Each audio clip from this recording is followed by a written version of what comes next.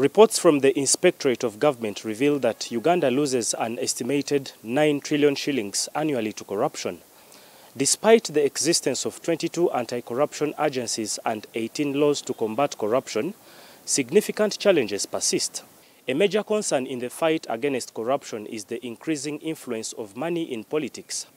As the 2026 general elections approach, civil society organizations, including Anti-Corruption Coalition Uganda, have highlighted the damaging impact of financial corruption on electoral integrity.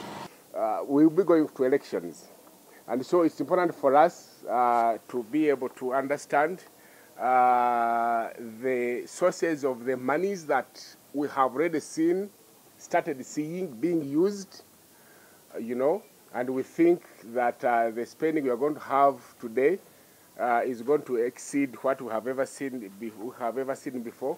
But also we are concerned about the sources of this money. We know that most of the sources of this money are as illicit as they come, and some of these are proceeds of corruption. Another alarming trend reported by anti-corruption advocates is budgeting for corruption within Parliament. Instances of favoritism in the budgeting process where certain ministries, departments and agencies are prioritized over others have raised red flags. An area of corruption which is also under budgeting for corruption, I can give you an example, is we think there is favoritism budgeting. You are really allocating resources and allowing a few individuals to benefit and others not, even when they are at the same level in government. So when we look at salary disparities, for example, how on earth would a driver at Civil Aviation Authority get more money than a commissioner in the government?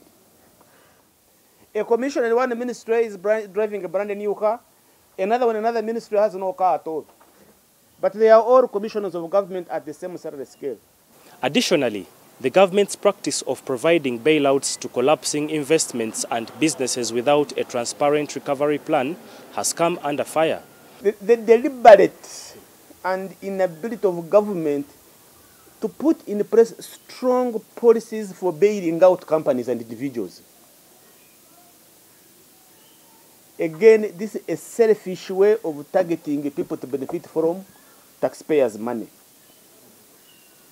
So, bailout, in a sense, we said is okay as long as you have the procedure of ensuring that the taxpayers' money is going to be recovered.